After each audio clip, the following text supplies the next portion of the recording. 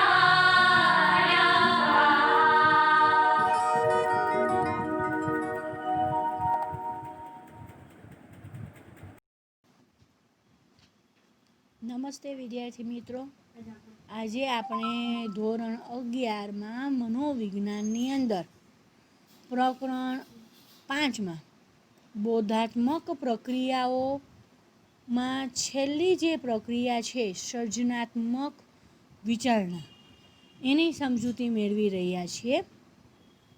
એની અંદર આપણે આગળ એનો અર્થ એટલે કે સર્જનાત્મક વિચારણાનો અર્થ, એની વ્યાખ્યા, એનું સ્વરૂપ, એની સમજૂતી મેળવી લીધી છે.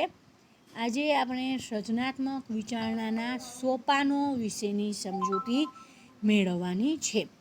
તો આપણે અત્યારે સર્જનાત્મક વિચારણાની સમજૂતી મેળવીએ. આપણે આગળ સર્જનાત્મક વિચારણાનો અર્થ, વ્યાખ્યા અને સ્વરૂપ સમજ્યા. હવે આપણે સર્જનાત્મક વિચારણાના સોપાનોની સમજૂતી મેળવીએ.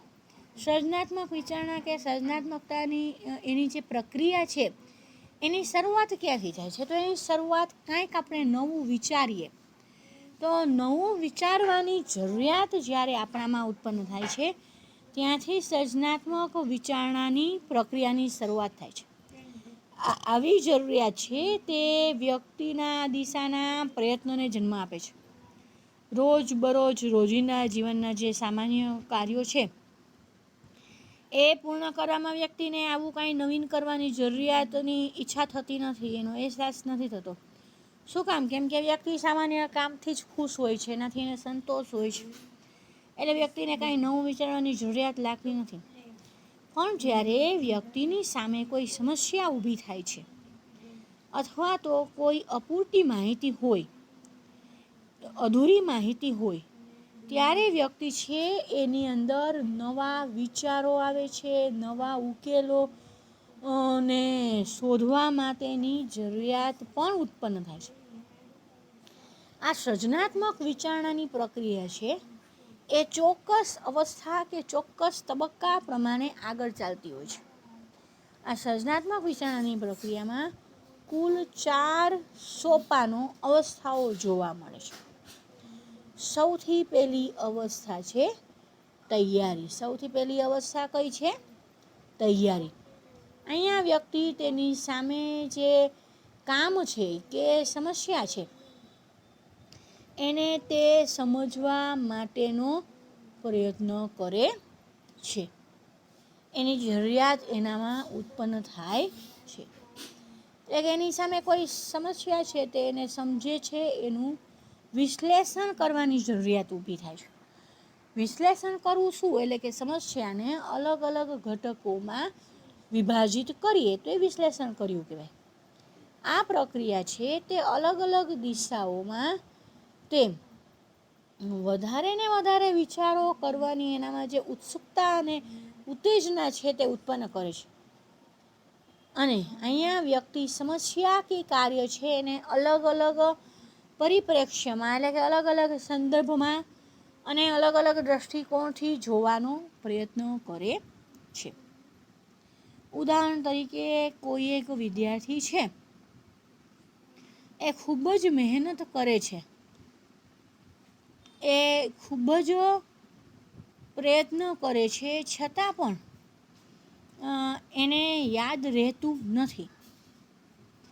હવે આ એક એની સમસ્યા થઈ કહેવાય.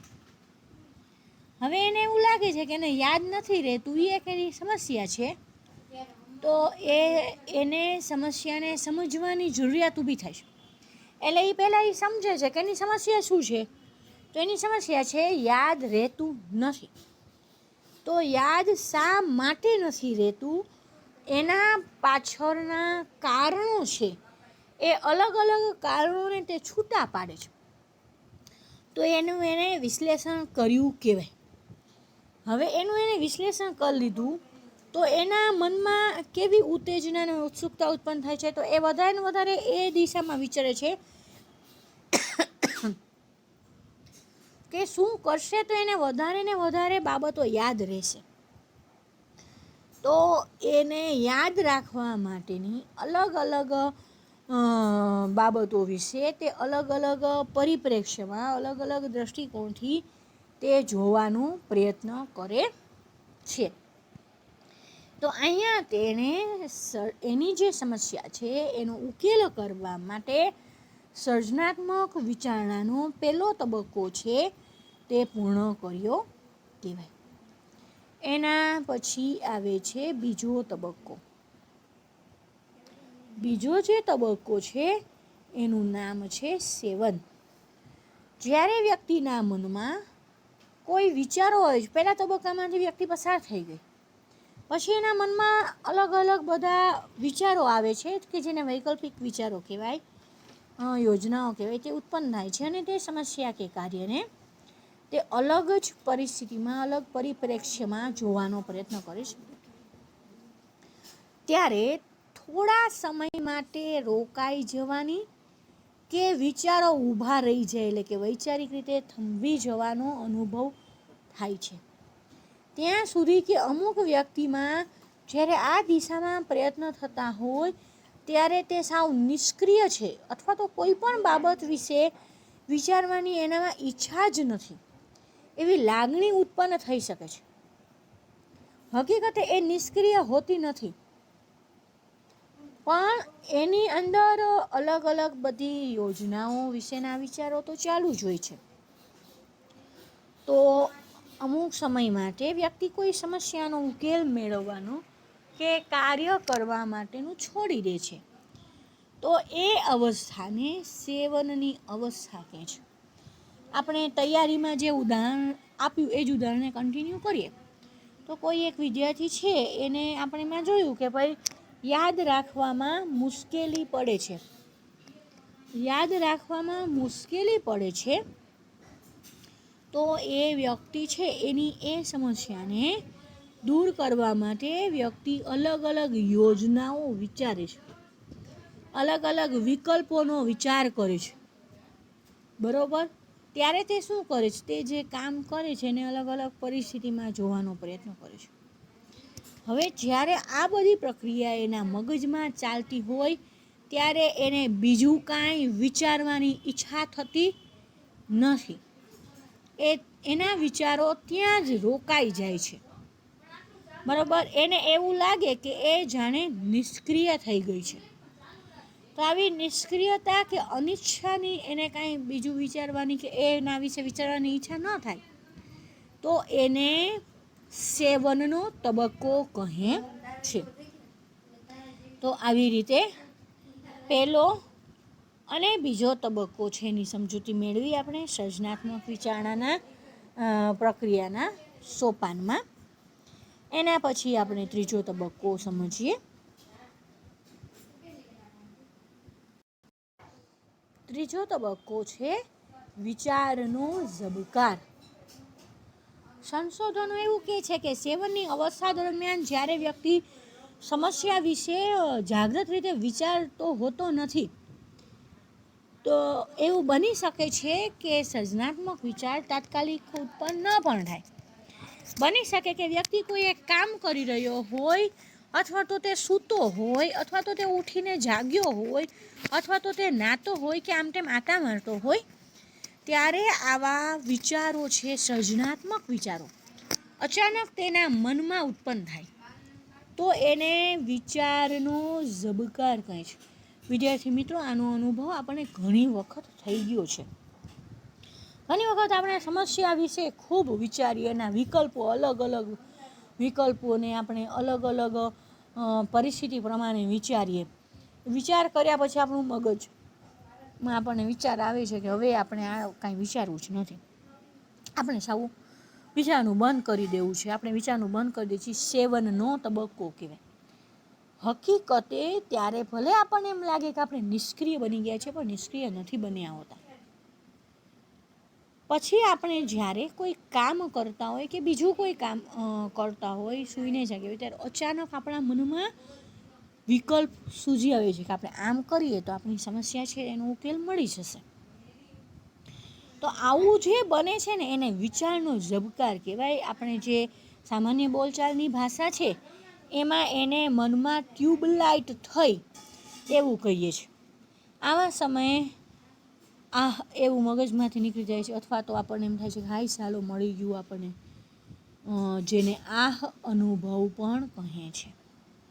આવો સર્જનાત્મક વિચાર કે આઈડિયા મળી જાય ત્યારે એક પ્રકારનો સંતોષનો અનુભવ થાય છે. આપણને એમ સંતોષ થાય છે આપણને આપણી જે સમસ્યા હતી એનો ઉકેલ આપણને મળી ગયો. આગળનું જ ઉદાહરણ આપણે લઈએ તો ભાઈ યાદ રહેતું નથી, એ આપણે સમસ્યાને સમજી એના પાછળના કારણોનું આપણે વિશ્લેષણ કર્યું, એ પહેલો તબક્કો તૈયારીનો. બીજા તબક્કામાં આપણે એના અલગ અલગ ઉકેલ વિશે વિચાર્યું, આયોજન કર્યું, અલગ અલગ પરિસ્થિતિમાં એ બધા ઉકેલો છે એનું આપણે સરખામણી કરી, અને પછી આપણું મગજ છે એ વિચારવા ઈચ્છતું નથી, એ કામ કરવા નથી ઈચ્છતું, તો એ 7નો તબક્કો. ત્રીજા તબક્કામાં શું થશે? આપણે કાંઈ કામ કરતા હોય, કાં સૂઈને ઉઠીએ, કંઈક રાહતનો સમય હોય, ત્યારે અચાનક આપણા મગજમાં વિચાર આવે છે કે આમ આપણે તૈયારી કરીશું, આવી રીતે આપણે વાંચશું તો આપણને ઝડપથી એ બાબત છે તે યાદ રહી જશે. તો એ શું થયું કહેવાય? આપણા મગજમાં અચાનક વિચારનો ઝબકાર થયો કહેવાય. આ ત્રીજો તબક્કો છે. હવે એના પછી આવે છે ચોથો તબક્કો. ચોથો તબક્કો શું છે? મૂલ્યાંકનનો તબક્કો. અહીંયા સર્જનાત્મક વિચાર કે યોજનાની અગત્ય અને યોગ્યતાનું મૂલ્યાંકન કરવામાં આવે છે. એટલે કે આપણા મગજમાં અચાનક જે ઉકેલ આવ્યો છે ખરેખર સાચો છે કે નહીં.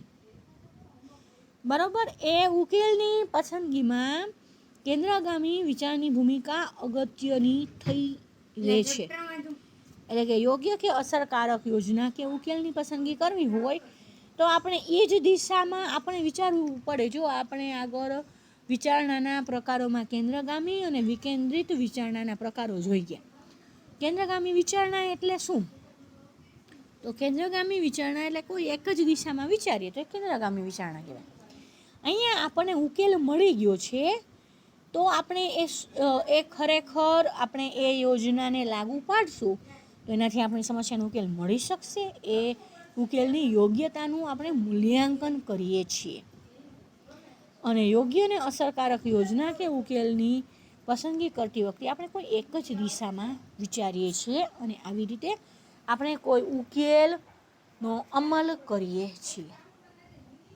આ એનો છેલ્લો તબક્કો છે, મૂલ્યાંકનનો તબક્કો. એ વિદ્યાર્થી મિત્રો, અહીંયા આ 4 જે તબક્કા છે એ ચારેય તબક્કાની સમજૂતી પૂર્ણ થઈ ગઈ છે. આ જે પ્રશ્ન છે એ તમારે વિભાગ ઈની અંદર ઘણી વખત પૂછાતો હોય છે. વિદ્યાર્થી મિત્રો, મેં તમને લોકોને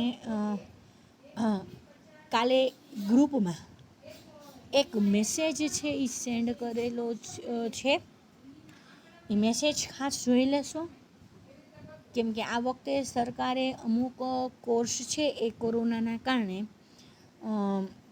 કટ કરી નાખ્યો છે. તો એમાં બધા વિષયના જે કોર્સ કટ થયા છે, રદ થયા છે એ, અને જે એમને એમ રાખ્યા છે એ બંને બાબતો એમાં આવી જાય છે.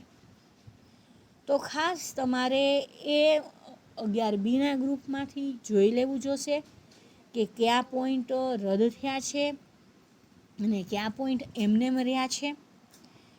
તો એ ખાસ તમે જોઈ લેશો, એમ કે પરીક્ષા માટે એ તમને ઉપયોગી બનશે. વિદ્યાર્થી મિત્રો, અહીંયા આપણે સર્જનાત્મક વિચારણાના સોપાનો પૂર્ણ થાય છે અને તમે એ સોપાનો છે એ ખાસ તમે એ તમારા હોમવર્કના ચોપડામાં લખી લેશો અને પાકા પણ કરી લેશો, કેમ કે પરીક્ષાની અંદર એ ટોપિક ખૂબ જ પૂછાતો હોય છે. Thank you.